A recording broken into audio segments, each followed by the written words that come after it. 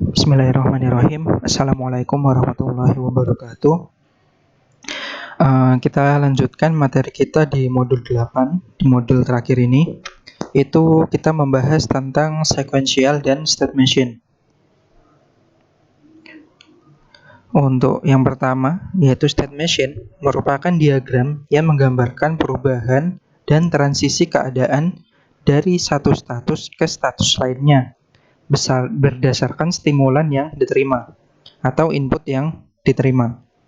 Kemudian state machine diagram berfungsi untuk memodelkan metode sebuah kelas atau objek untuk menunjukkan urutan kejadian sesaat atau status yang dilewati sebuah objek, transisi dari sebuah status ke status lainnya. Nah, jadi state machine itu intinya hampir sama seperti kalau kalian pemrograman itu ada if else, terus ada if else, terus ada switch case. Nah, itu nanti kita pakai metode itu nanti di dalam pemrogramannya. Kurang lebih sama. Tetapi di sini nanti ada 3 percobaan, yaitu yang pertama state machine tanpa kontrol inputan. Kemudian yang kedua ada state machine dengan input yang dikontrol. Kemudian yang terakhir state machine yang kita desain sendiri. Kemudian selanjutnya saya mengenalkan sedikit tentang gray code. Tetapi di sini kita tidak menggunakan tidak membahas banyak tentang gray code. Hanya kita gunakan nilai bentuk dari gray code-nya aja. Gray code itu dalam bahasa Inggrisnya dan dalam bahasa Indonesianya atau kode gray itu merupakan kode yang dibentuk dari bilangan biner yang disusun dengan aturan perubahan dari bilangan sebelumnya ke bilangan selanjutnya hanya dengan merubah satu angka atau satu digit. Kode gray yang digunakan meminimalisir kesalahan pada sensor saat mengambil data input. Di sini contohnya udah ada tabelnya. Jadi saat desimal 0 itu saat desimalnya 0, bentuk binernya kan 0000 sama, gray code-nya juga. 1 kode binernya 0001, gray code-nya 0001. Untuk 2 dan seterusnya itu berbeda. Nanti bisa kalian cari sendiri. Untuk cara menentukan gray code, gimana cara membuat tahapan membuat gray code itu sendiri. Nah, di sini kita hanya menggunakan nilainya saja untuk di percobaan. Terus kita masuk ke percobaan pertama. Di percobaan pertama, untuk skripnya nanti silahkan buat per percobaan itu satu project. Jadi kita total ada 4 percobaan, dan percobaan itu nanti projectnya berbeda-beda. Buat 4 project juga. Jangan menjadikan satu project untuk 4 percobaan, jangan. Untuk memudahkan kita saat pin planner nanti tidak ada error. Lanjut ke percobaan yang pertama, yaitu tentang sequential. Jadi sequential itu nanti intinya dia nilainya itu terkunci. Contoh lain dari sequential itu seperti flip-flop, terus kemudian ada latch, counter, itu salah satu termasuk sequential. Tapi di sini kita membuat sequential yang simple. Itu kita menggunakan if else dan switch case. Nah, kita masuk ke Quartus-nya. Kemudian untuk penjelasan VHDL-nya, di sini kita menggunakan library std logic 1164. Kemudian di dalam entity-nya kita menggunakan variabel SQ, dan di dalamnya menggunakan port CLK sebagai input dengan tipenya std logic, yaitu nilainya 0 dan 1. Kemudian untuk tombol 0, tombol 1, 2, dan 3 itu sebagai input dengan tipenya itu std logic juga. Jadi nilainya antara 1 dan 0. Kemudian untuk yang terakhir itu ada output. itu kita menggunakan 4 variabel, yaitu ada nama variabelnya itu 1, 2, 3, dan 4. Tipenya juga std logic. Kemudian di arsitekturnya dari SQ ini, itu kita mempunyai tipenya itu pulsar. Itu dengan variabel first, second, third, dan fourth. Nah, dari 4 variabel ini, itu nanti yang kita gunakan sebagai sinyal yang kita namai dengan sequence.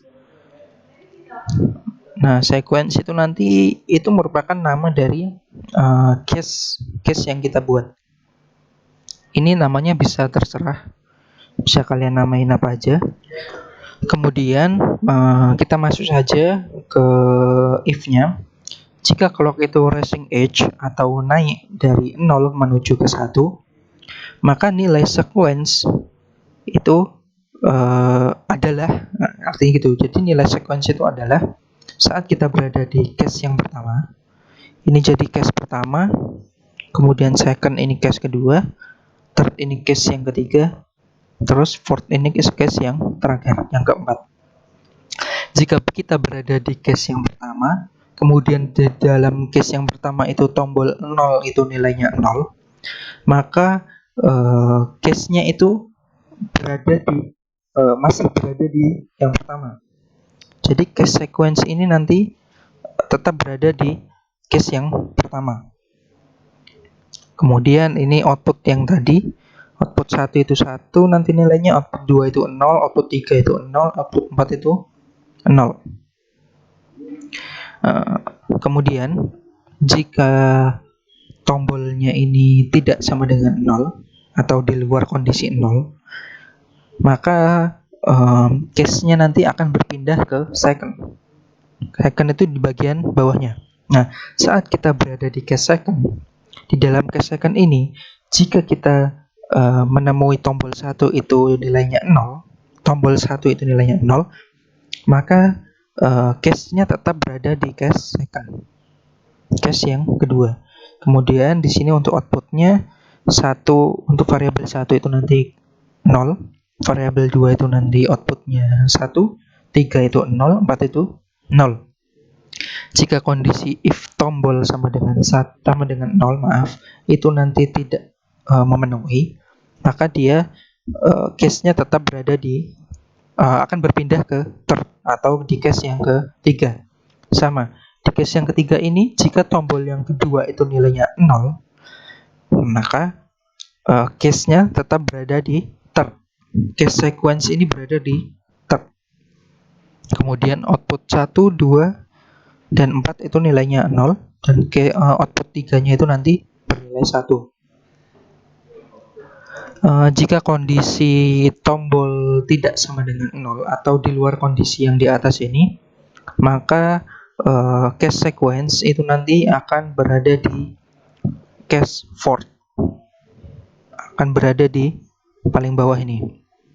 Nah, saat case fourth itu berjalan, saat kita berada di case fourth, itu saat jika tombol 3 itu nilainya 0, maka sequence tetap berada di case fourth. Kemudian 1, 2, dan 3 itu nanti nilainya 0. Terus 4 itu nanti nilainya 1. Kemudian selain kondisi if yang sebelumnya ini, atau kondisi di luar dari tombol 3 sama dengan 0, maka case-nya akan berpindah ke case yang pertama. Gitu. Kemudian kita langsung saja ke PDF-nya. Ini kita klik kanan dulu, kemudian set as top level entity, kemudian bisa kita compile.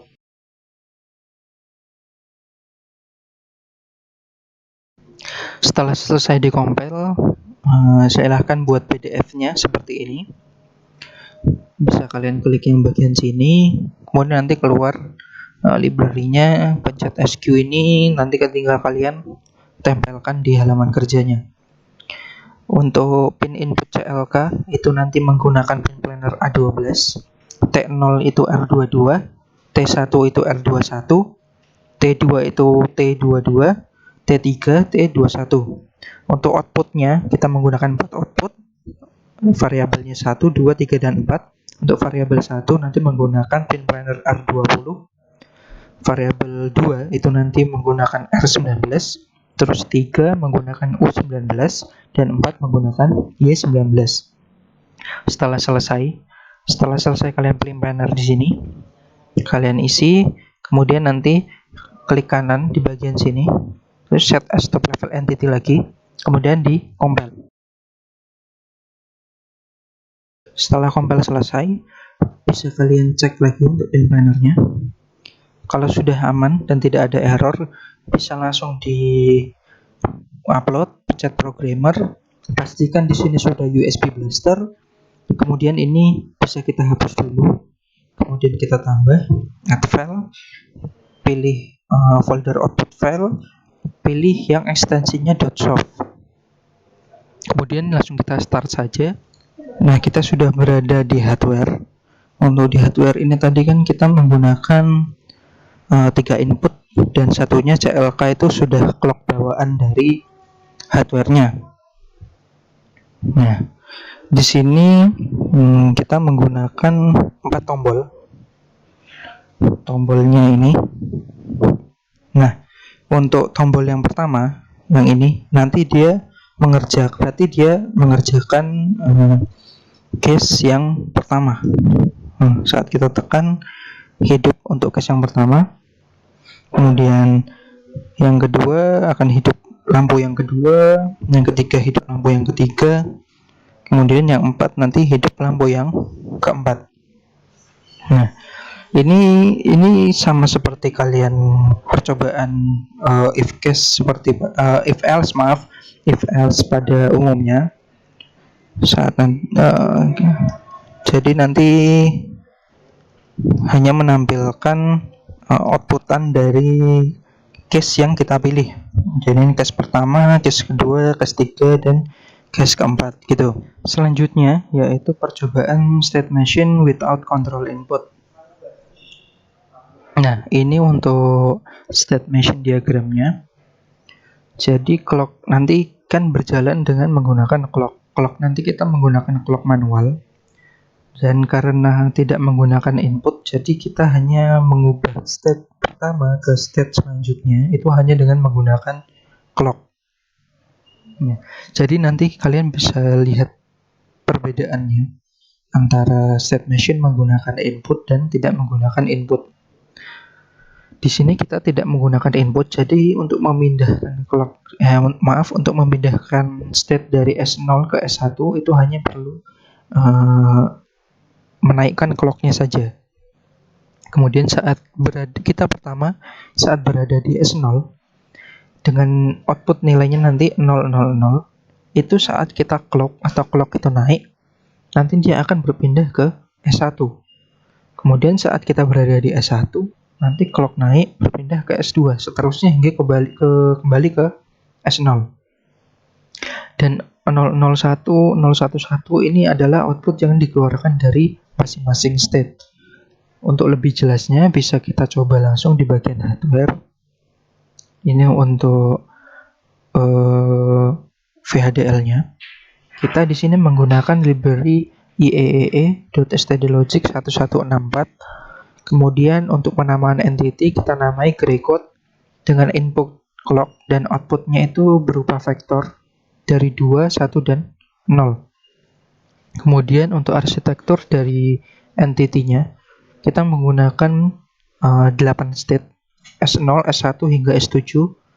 Itu nanti tipenya sebagai state type dengan variabel state.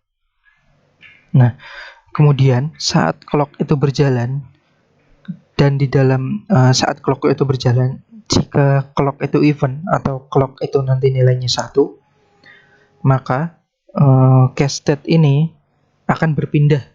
Yang awalnya mulanya berada di S7 saat ada clock, maka state itu nanti berada di S0.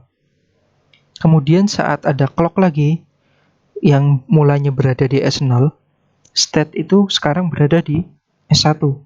Seterusnya hingga kembali ke S7 lagi. Begitu.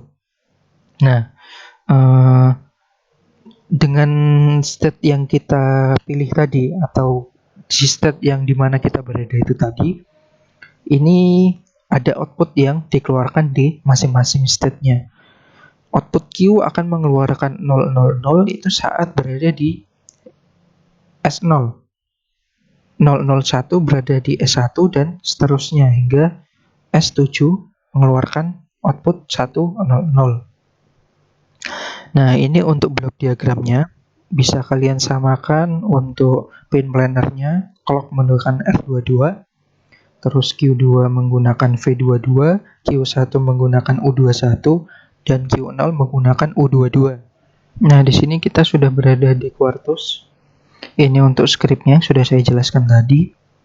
Kemudian ini kita tidak menggunakan sponsor. Nah, ini untuk rangkaiannya.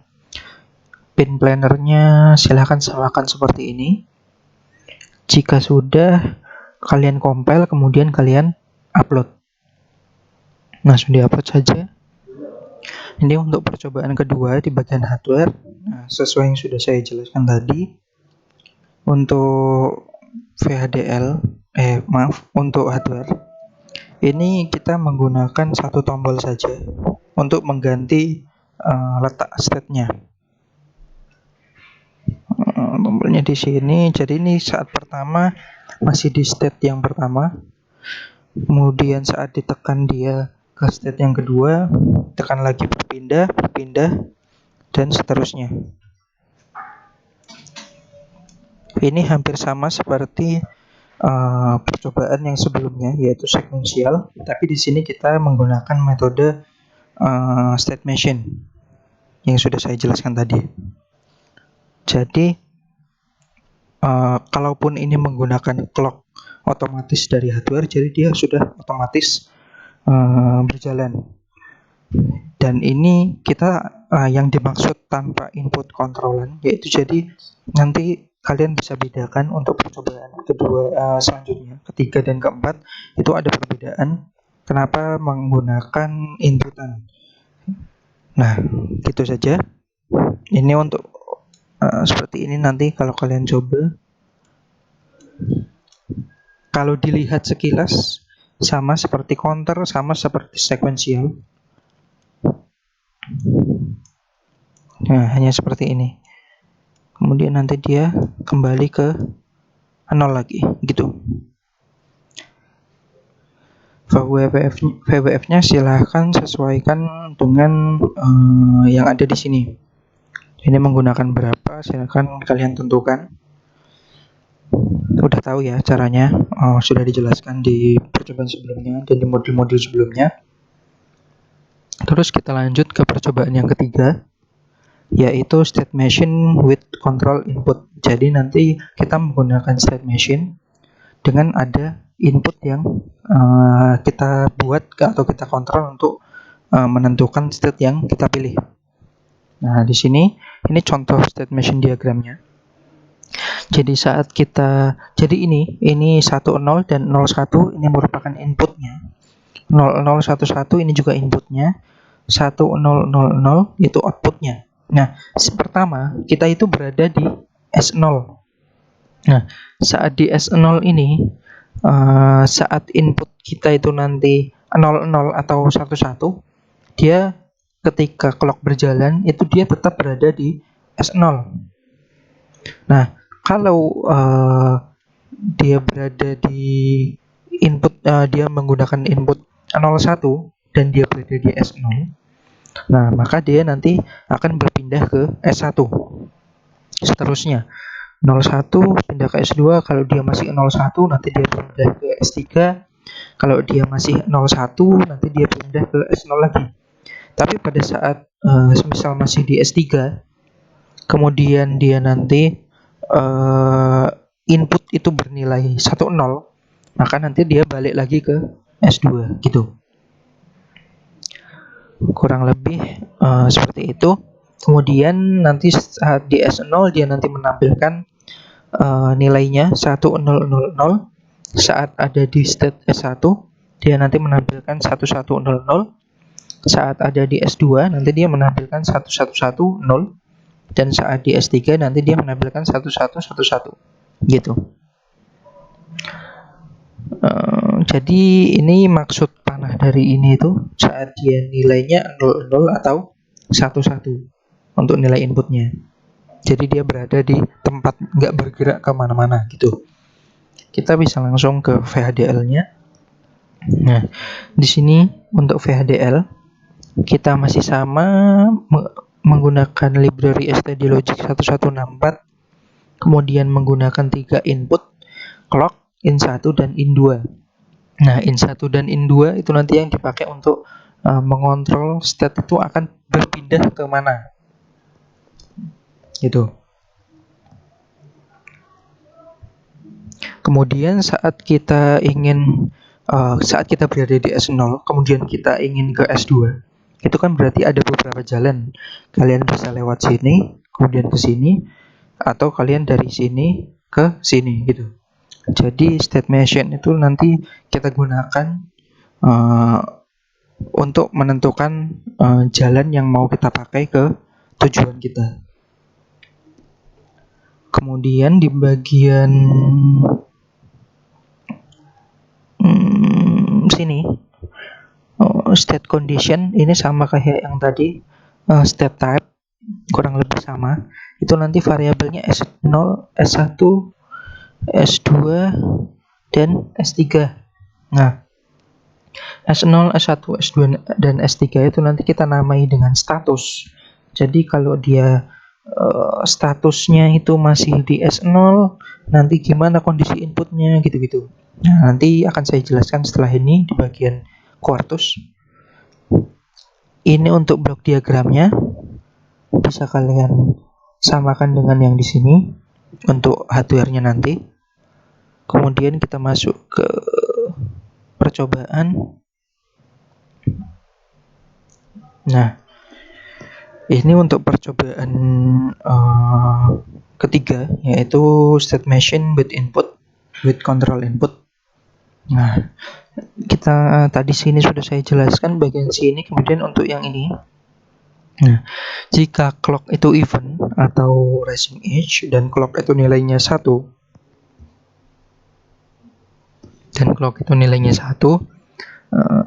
dan ini, maka case dari status itu saat dia berada di case S0 atau di status S0,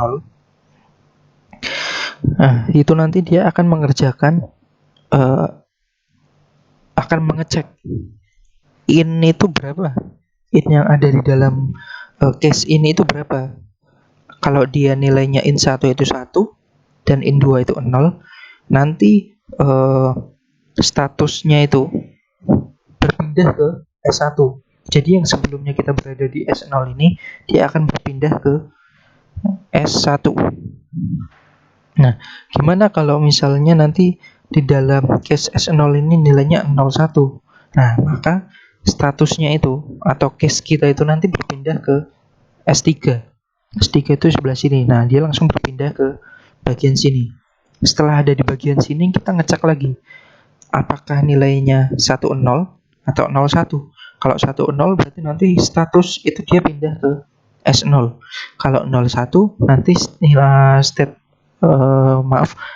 case status itu nanti berada di S2.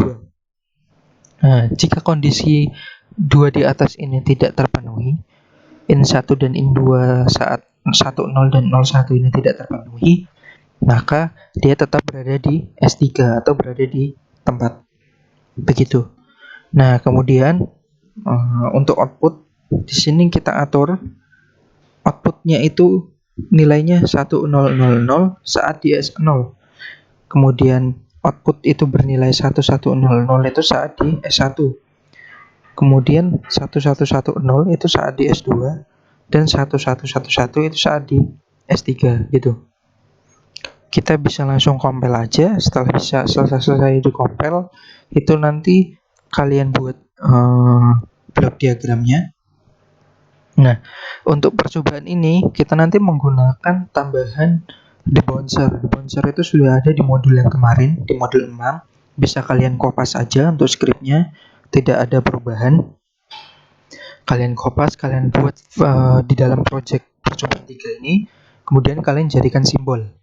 Setelah kalian rangkai dengan input dan output, kemudian kalian compile, klik kanan, compile, set as top level entity, kemudian di compile. Nah, setelah compile selesai, itu bisa kita cek lagi untuk pin plannernya. Pin planner sudah aman, kalau belum aman bisa kalian semakan seperti ini. Kemudian kalau sudah aman langsung diupload aja. Untuk di hardware bisa kita lihat untuk nilainya nanti 0001. Nah, itu nanti sama sesuai state yang sudah kita buat di program, yaitu nanti nilainya dari kanan itu 0001. Nah, ini menggunakan ini input 1 dan kemudian yang ini input kedua. Yang sudah saya bilang tadi, saat kedua input itu 1 atau 0, maka gimana pun kondisinya dia tetap berada di state-nya atau tidak berpindah ke state yang lain. Saat kita naikkan 10 atau 01, maka dia akan berpindah. Kalau kita kembalikan kembali ke state awal, berarti kan state-nya kita balik kembali ke kondisi awal gitu. Jadi untuk berpindah dari satu state ke state yang lain, kita kontrol dengan menggunakan inputan. Nah, di sini kita menggunakan 2 input. Kalian bisa menggunakan beberapa input, lebih dari 1, tergantung dari state yang mau kalian pakai gitu.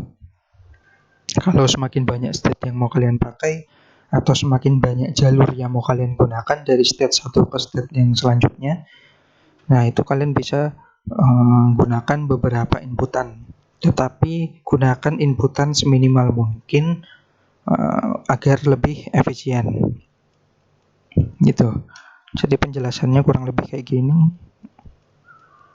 Sama ya, coba kalian bandingkan dengan state diagramnya. Nah, dia itu kalau nilainya itu 01, 10, itu nanti dia akan bergeser ke state yang selanjutnya, yaitu state S1, S2, dan S3. Ini berada di S0, S1, terus S2, terus S3, kembali ke S0. Kalau kita balik, dia nanti ke S3, S2, dan ke S1, kemudian S0 lagi, begitu. Nah, selanjutnya ini untuk VWF-nya bisa kalian sesuaikan seperti percobaan ini. Kemudian lanjut ke percobaan yang terakhir, yaitu state machine design. Nah, di sini kita menggunakan 3 state dan inputnya itu hanya menggunakan 2 input. Ini nanti kita menggunakan tombol, ada input up dan input down. Kurang lebih caranya masih sama seperti di percobaan yang sebelum-sebelumnya. Saat berada di state 0, kita lihat state 0 itu nanti inputnya up apa down. Kalau inputnya up, dia nanti bergeser ke S1, terus mengeluarkan nilai 111. Kemudian saat dia inputnya down, itu nanti bergeser ke S2 dan mengeluarkan output 001. Bisa langsung kita coba di hardware-nya. Nah, ini untuk percobaan di hardware, kita nanti menggunakan the bouncer sama seperti percobaan sebelumnya, dan juga state machine-nya. Jadi ada 2, nanti silahkan jadikan ke simbol. Ini untuk script-nya. Untuk di VHDL-nya kita menggunakan library stdlogic 1164. Menggunakan 3 input, clock, input up, input down. Kemudian outputnya ada P. Kemudian untuk S0, S1, dan S2 itu nanti kita gunakan sebagai state. Ini. Kemudian ada 2 sinyal yang kita gunakan sebagai variabel dengan tipe data stdlogic. nanti tipe data variabelnya itu ada before up sama before down. Nah, kemudian kita menggunakan dua proses. Yang pertama kita namai waiting input, kemudian proses yang kedua itu nanti ada proses dari output yang mau kita pakai. Nah, untuk di proses yang ada di waiting input ini saat clock event atau clock itu sama dengan 1, nanti nilai inputan itu akan berpindah ke before up. Nah, sama juga di bawahnya. Jadi input down itu nanti akan masuk ke before down. Atau nilainya, kalau nilainya pertama di sini 1, maka ini akan berpindah jadi 1. Kalau di sini 0, nanti di sini akan menjadi 0. Dan clock yang kita pakai di sini yaitu clock dengan menggunakan clock yang kita gunakan itu nanti pakai otomatis dari hardware. Clock otomatis gitu. Kemudian untuk proses yang selanjutnya, proses di dalam clock, saat clock itu naik dan clock itu sama dengan 1, nah dia akan mengerjakan sebuah case. Case yang pertama itu jika input up itu 0, kemudian before up itu 1, maka dia state-nya itu akan berada di S1 atau akan berpindah ke S1. Kemudian jika input down itu 0, terus before down itu 1, maka state-nya itu akan berpindah ke S2. Begitu juga saat berada di S1. Saat berada di S1 itu kita menggunakan ada dua ketentuan. Saat input up itu 0 dan before up itu 1, maka dia tetap berada di S1 atau berada di state miliknya. Kemudian saat input down itu 1, kemudian before down itu 0 atau 0, maka state itu nanti akan berpindah ke S0 atau kembali ke state yang awal. Begitu juga di S2 dan seterusnya. Kemudian ini untuk bagian output itu saat kita berada di S0, itu nanti S0 itu nanti akan mengeluarkan P itu akan mengeluarkan nilai 000. Saat berada di S1, P itu akan mengeluarkan 001. Kemudian saat berada di S2, P itu akan mengeluarkan 111.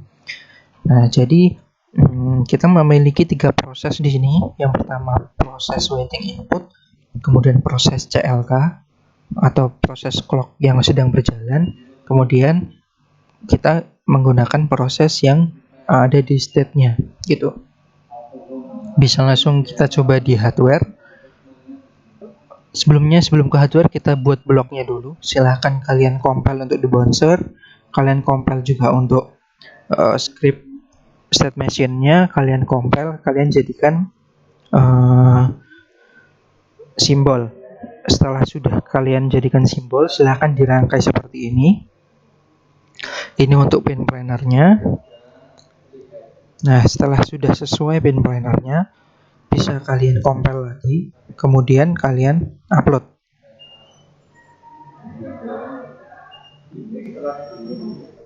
Nah, di sini untuk bagian hardware. Nah, untuk inputnya kita kan menggunakan 3 input. Input yang pertama itu kita menggunakan clock bawaan dari hardware. Jadi input fisik yang kita gunakan hanya 2. Ini sebagai input up, ini kita gunakan sebagai input down. Nah, ini untuk state yang pertama kita berada di S0. S0 itu kita mengeluarkan nilai 000. Nah, saat input itu up, maka dia saat input itu down, maka dia akan mengeluarkan output 001 atau kita berada di state yang kedua atau S2. Kemudian setelah di S2 ini dia kan tidak bisa kemana-mana, di input up pun di input down dia tidak akan ke mana-mana. Nah, untuk kembali atau kita menuju ke S0, kita perlu menginputkan tombol input up-nya. Saat input up ditekan, dia akan kembali ke S0 dan outputnya itu 0, 0, 0.